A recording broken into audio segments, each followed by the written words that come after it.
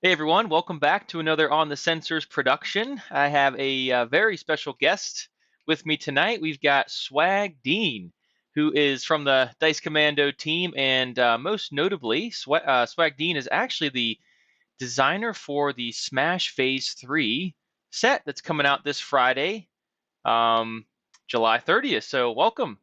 How you doing, Dean? Thank you. It's great to be here. Awesome. Excellent, man. So I know we want to talk Smash. We want to talk, a little bit about maybe the process of, what goes into designing a new Smash set. What do you think about what's come before, and where do you want to take it? How do you put your own sort of stamp on, or you and your design team? But before we get into that, as well as like maybe some of our favorites, or we'll certainly talk about some of the deck lists. Mhm. Maybe just, I'm really curious personally, like how did, how long you been in the Destiny scene? How long you been playing? What's your story? Sure. So I got into Destiny right when Spirit of Rebellion released. Awakenings in my area was really tough to get a hold of. I saw the starters, but they didn't have any other product in. When Spirit of Rebellion came out, they got in some more Awakenings product, and that's when I started buying some things. The very first pack I opened had a Force Lightning in it. So you get a legendary, you're exciting. Oh man, Palpatine. Nice. Um, so that was when I first started playing. I've always liked two wide, which worked in the beginning and then for a long period sucked. um, I think the first competition I went to, I had a Han Snap deck. It's like a choke, ranged and a little bit of speed deck. Um, my favorite deck to ever play was probably Iden Beckett. I really enjoyed playing them in competition where I felt like I could actually win stuff. But I'm probably more of a casual player. I liked playing draft and things like that, or playing jankier decks. Like if I went to an event and I won the night, I retired that deck. I have to start over. I don't like to just like dominate with the deck, which is bad for me winning prizes. When I go to bigger events, I don't make top eights and stuff very often. Actually, I usually found like, what's the top spot where you get like a prize, but you don't have to go to the next table and you can go home. That's where I wanted to be. Like top 16, get this thing. Hmm. Top eight, have to stay for another 3 hours. Like, well, I want to get like 12th. So Nice. Okay. that's more my history with it. And I haven't played a lot of ARH, I have to admit, since they've come in. I have been a little bit stuck in the FFG era, and kind of slowly moving into it. But I've been playing a lot more Smash and trying to find ways to have fun with these old cards. Yeah. Excellent, man. Good stuff. So how did you come to be a member of the DC team, and sort of in your current role now as the lead designer for the upcoming phase? So in my area, I'm in Delaware, and in Delaware, there's not a big scene for games that aren't Magic. Mm. So a lot of the local stores, they run Magic, they run Pokemon. If you mention like another game, they don't know what that is.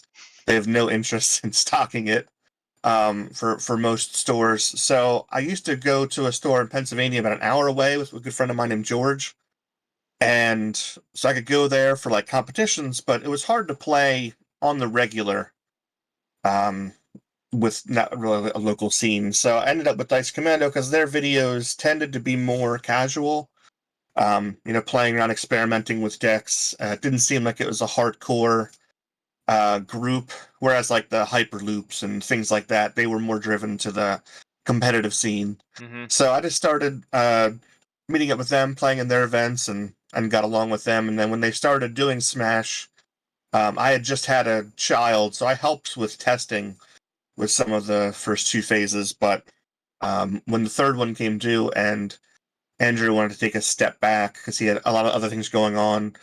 He's starting to do more like flesh and blood material on the site. He's doing Legion. It was just a lot on his plate, I think. So he wanted to take a step back, and I was like, I'll take over. I'm interested in this. Nice. Excellent.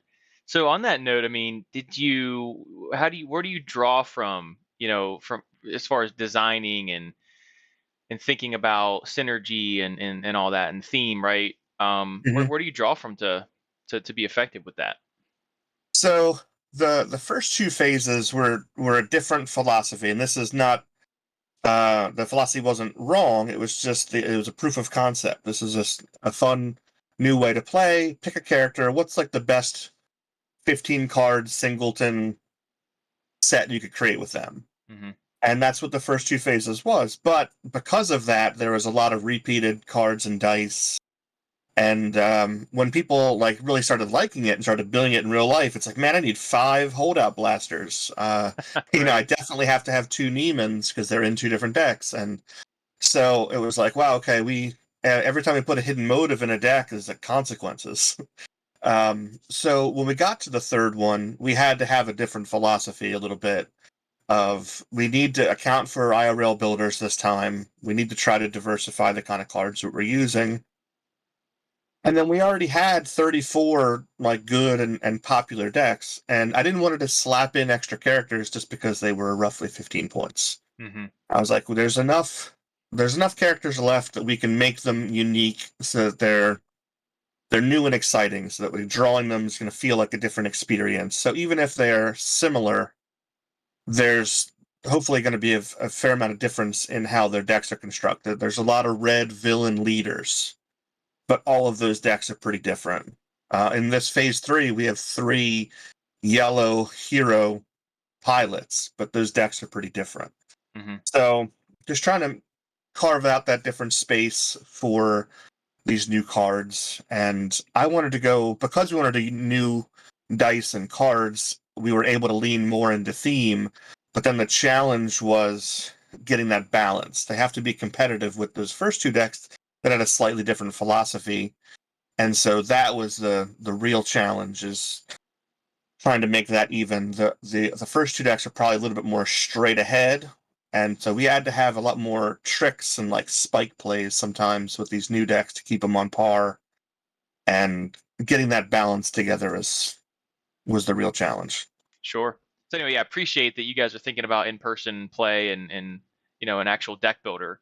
So Yep, I've felt the pinch myself. I had to buy a whole bunch of holdout blasters, like I mentioned, and things like that to build these decks. Because prior to this, you wanted 2 of everything, maybe 3 if there's a way to cheat it in, or if it's a popular card to use. I already forgot that plot. What was that plot that you bring an extra double of 2? down. Double down. Yeah. So like, there's a handful of cards that like, oh, that's a double down worthy card. Have 3 of that. Yeah. So needing 8 of something was suddenly like, oh, I didn't collect for that. How many times did I throw away so many of these cards I wish I could have back?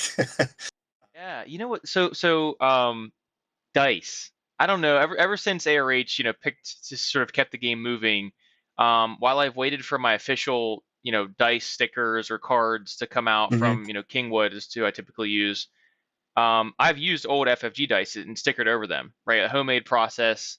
And actually I was just building the Bosk deck, and Bosk has the what is it?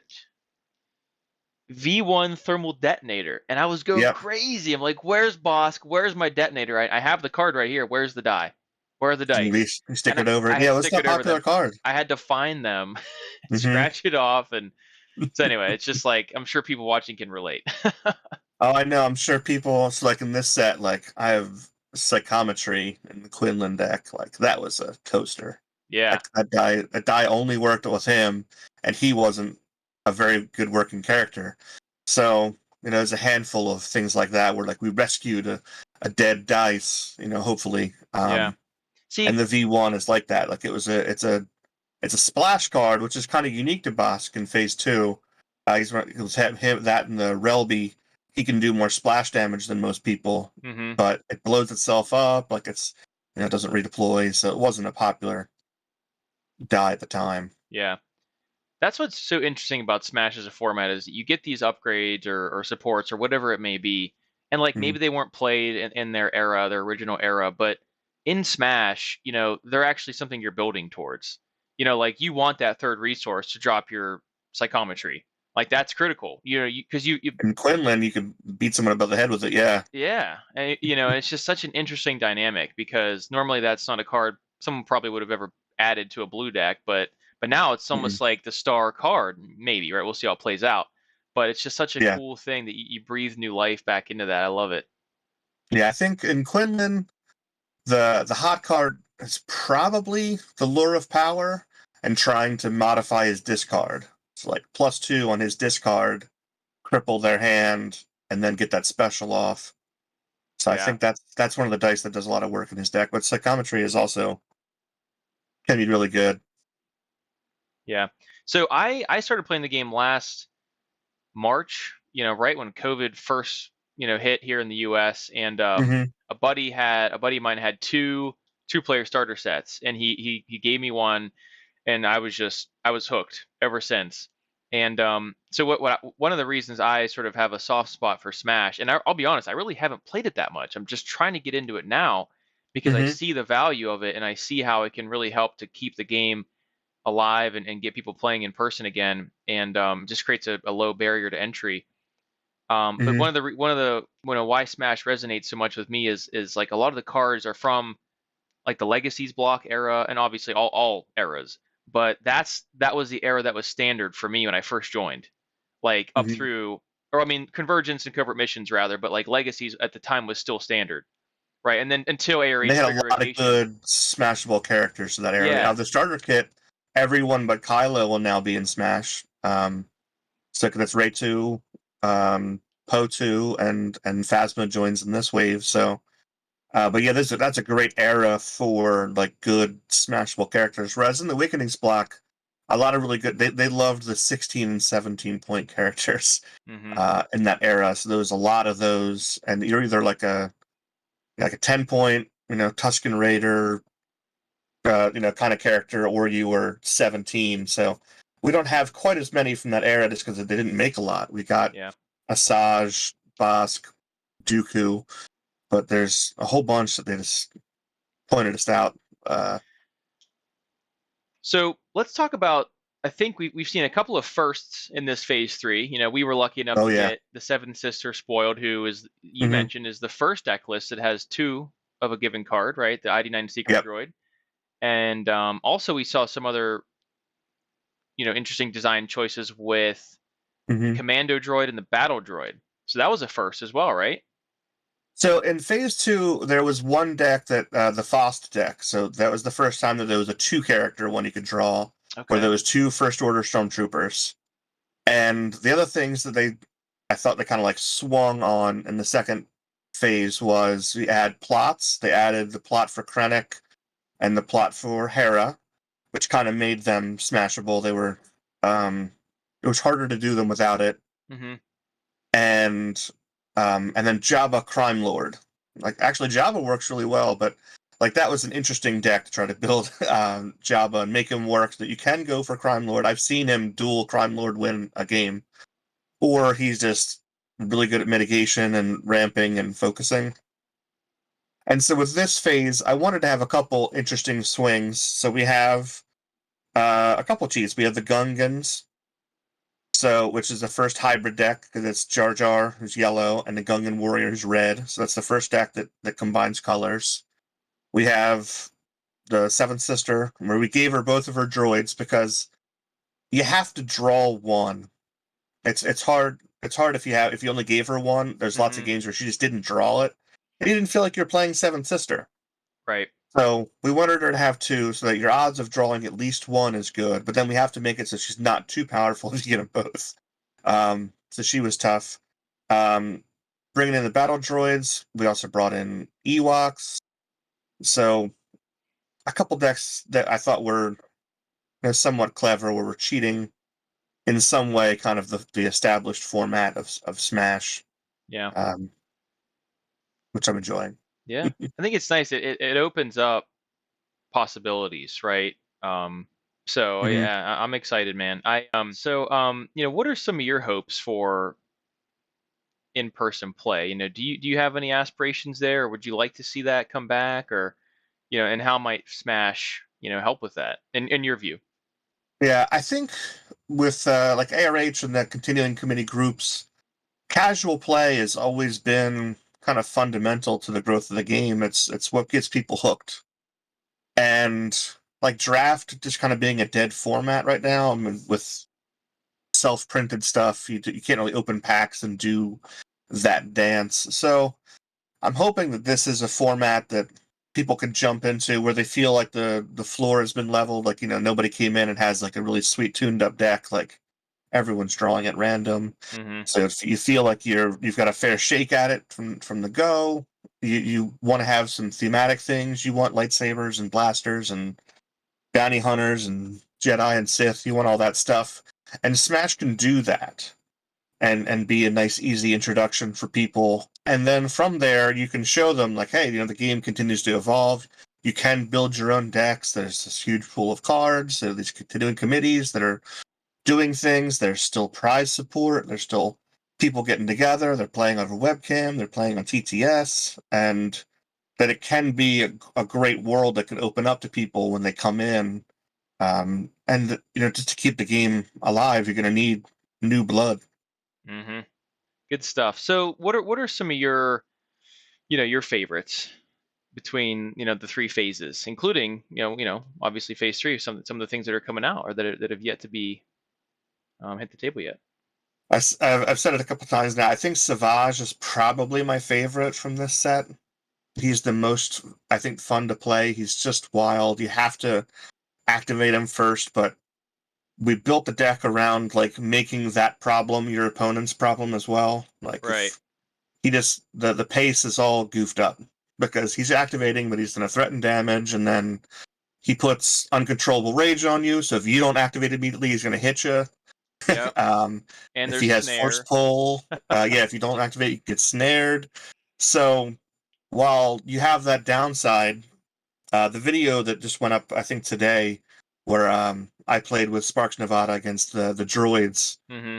I saw Um, that. Yep.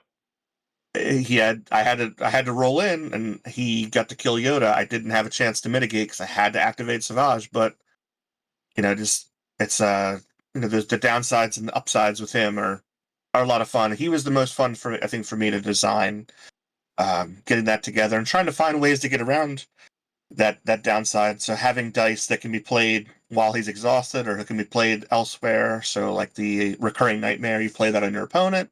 Yep. So the fact that he's already activated actually doesn't matter that much. And now your opponent might be scared to roll in because they might roll in their own death. It's an over 50% damage die on that one, and it does a decent amount of work. Yeah. Um, So let me just jump in here. I love that the thought process there, like with Savage in particular, mhm. knowing that he has to activate, right? Because he can't spot Maul. Maul is not anywhere to be seen Not in in the any of the games. phases. So he has to activate, and so that turns snare online. That like you said, that puts the opponent in an interesting position where if they have uncontrollable rage on one of their characters, they Hmm. may not be able to activate that character because they might have to mitigate what Savage just rolled out, right? If he Yeah. rolls out like a 1 and a 3 for 1, or a 3 for 1 and a +2, I mean, that's 5 damage. And so they have to Hmm. do something. They have to answer that.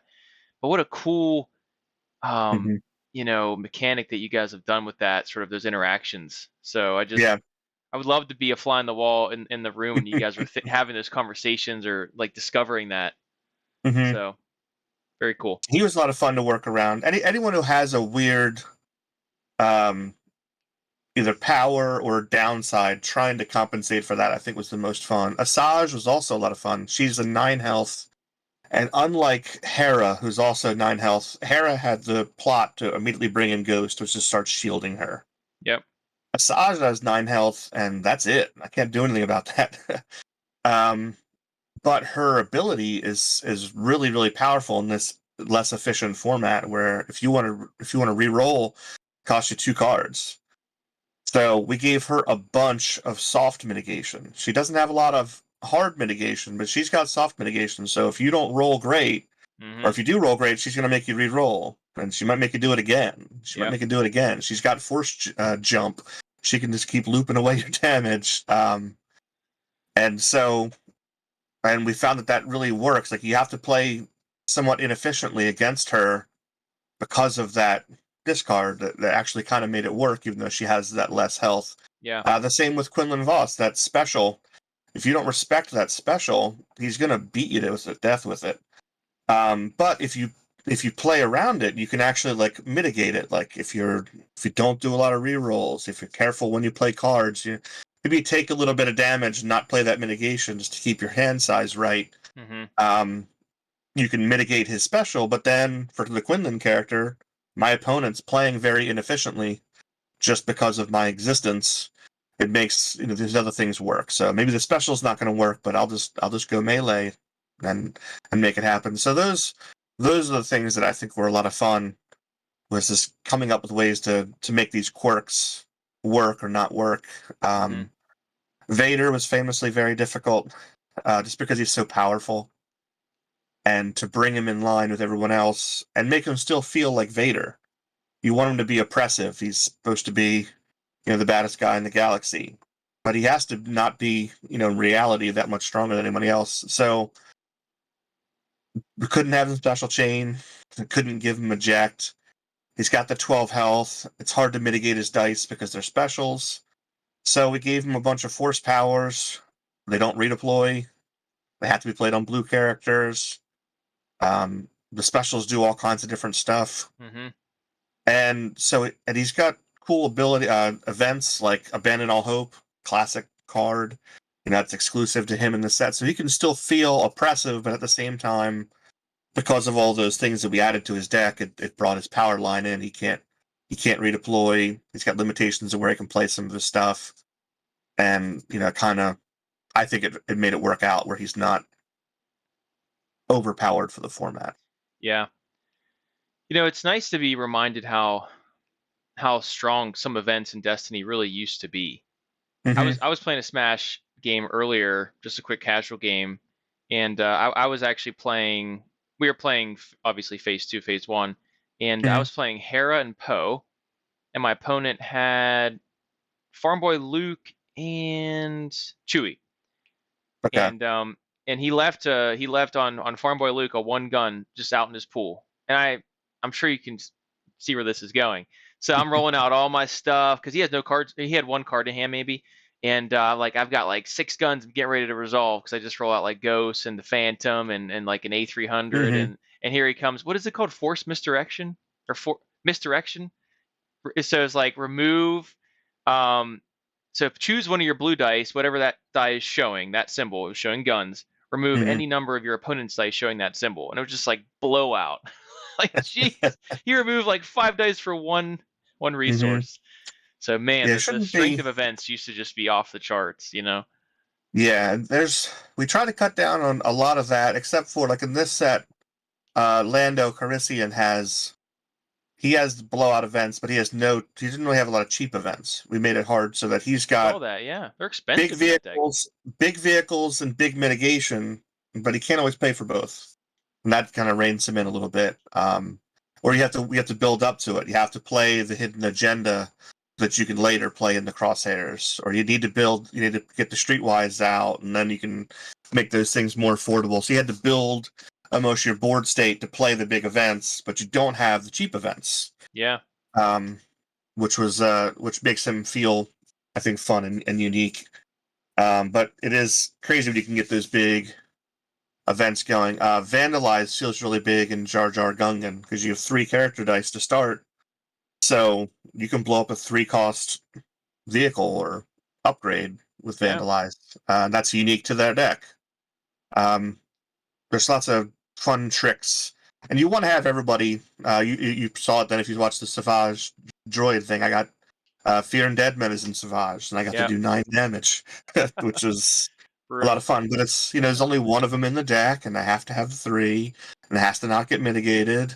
Yep. So it takes a little bit to make it happen, but that's what you remember a lot of times when you think back on the games. You remember the big plays, the blowouts, the crazy things that happened, and Yep. we want those things to occur in Smash. Yeah. So you mentioned Vandalize. That I think that's a card that's also in Phase 1. If it is, I don't remember what deck it's in, but it may have been harder to pull Yeah. off. But maybe Well, I what I know was Afra has ways to blow up stuff. She yeah. has Desperate Measures, and I think she has another one, and Yep. maybe it's Vandalize. Yeah, so So it might what I be was gonna Afra. yeah, what I was gonna say was and like there's a few cards like Entangle, Hmm. Mm, electroshock. I mean, like the staples, and Yeah. they kind of repeat it a little bit. And I'm just paying attention to it because I'm like, oh man, I'm out of electroshocks. I'm out of entangles. Hmm. But I was just curious, like, what's the philosophy? I mean, you mentioned the deck builder trying to facilitate that a little bit, not repeating too many things, but to some Yep. extent, I think that's okay. But I was just curious, ignoring like the deck builder issue, like what is the threshold, or when do you decide it's okay to put this card in this deck too? Like, I'm just curious. Sure. So if it's a common card, we typically didn't fear it, and then especially if it was reprinted or if there was promos. So like Isolation would be an example. Okay. Isolations was an early card, it was reprinted, and then they also put out a bunch of promos of that. So everyone should be able to get Isolation for a penny. It should be really easy. And it's a good staple villain blue removal. So Isolation's in like almost all the blue villain decks. It's really easy. With this phase, there's no card that you need more than 2 copies of that is not common and most likely a reprinted common. So I tried to make it a little bit easier. Now, I have one Entangle in this set, which is in the Lando, and because it was in previous phases, that I know that hurts a little bit.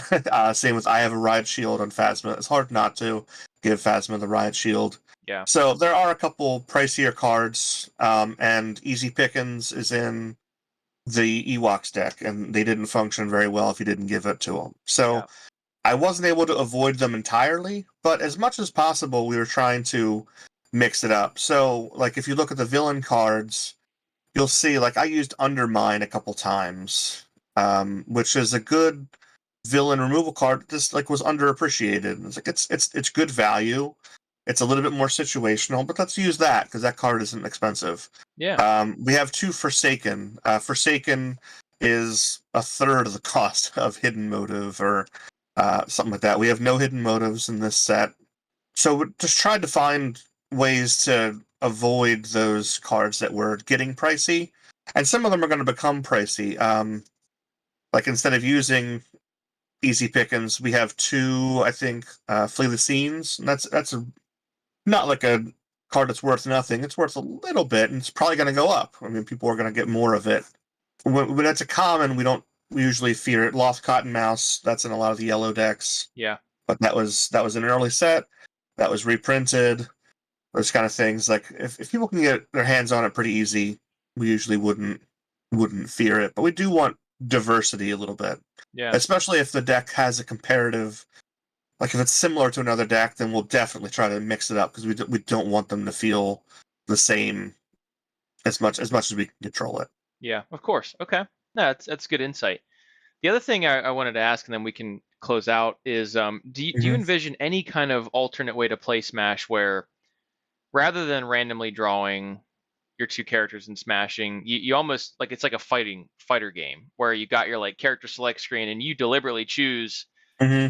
um like Asajj and Leia. You may this is that's why it popped into my head earlier because you mentioned Asajj, and like she punishes you if when you discard a reroll, so you almost have to discard too. And it Hmm. sort of made me think, oh, I wonder if she'd be any good with Leia, because Leia has that sort of challenge of like there's really no other mill character, and so There are a bunch of mill characters. We purposely do make some characters if they have any kind of mill synergy, we gave them at least one card that would support it. So like Vader has a 2 discard, and if you look at he has Bardotten Sphere, and you're like, why does Vader have Bardotten Sphere? So there's 2 specials, and Bardotten Sphere mills from the deck. And if it, I think it's like if it's an odd cost, then they take a damage. So it's a mill and kill card, and Vader can mill and kill.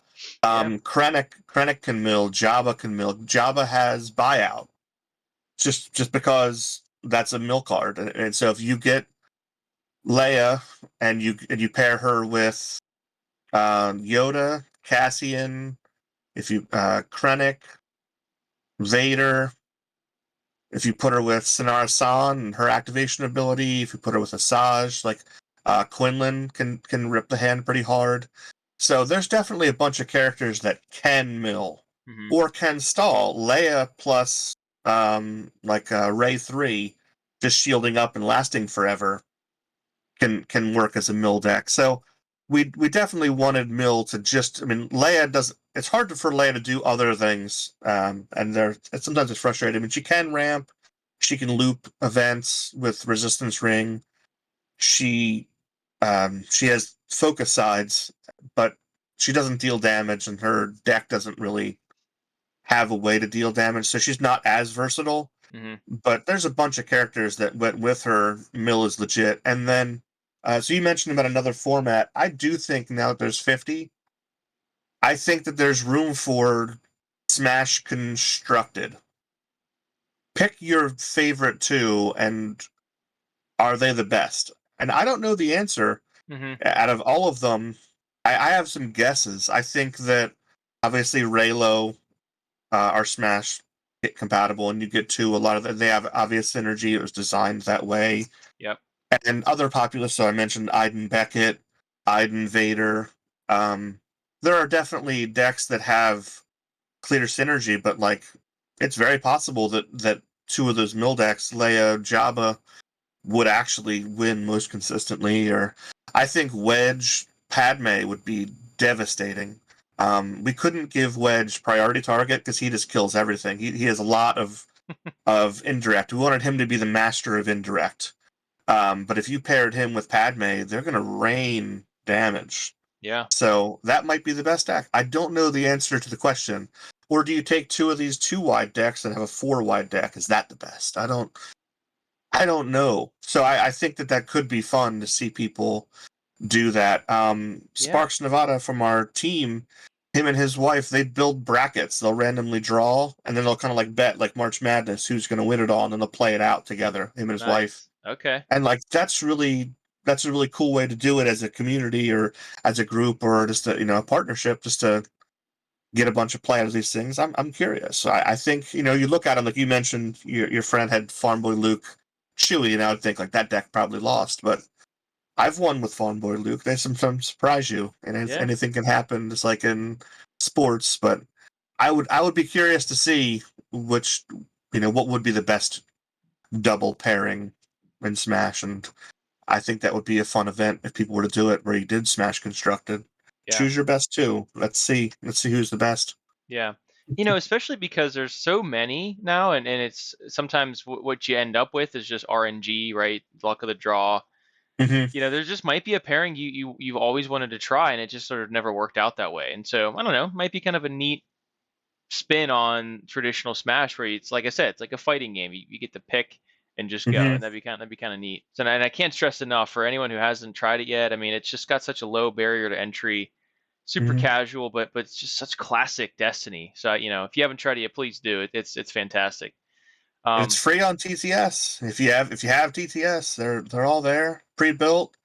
It's just one file, drops right in. Pull them out. It's real quick to play, to sample it and see if you like it, and then you can go through the process of building it in real life and you know smashing your friends with it. yeah, absolutely, man. Well, awesome, Dean. Thank you so much, man, for joining us tonight. I've got one more question for you. Sure. Can we go play some Smash when we're done recording this? Yeah, I'll play a game with you. I got time. Awesome, dude. Hey, I have thanks. phase 3. I have it already, so you can play Ooh, some of those okay. new characters. Excellent. Thank you. Thank you for that. All right, man. Well, thanks again for joining us. It's funny because this all started, you just happened to catch one of our videos and we were talking about Smash. So glad you Hmm. commented. Glad we got hooked up.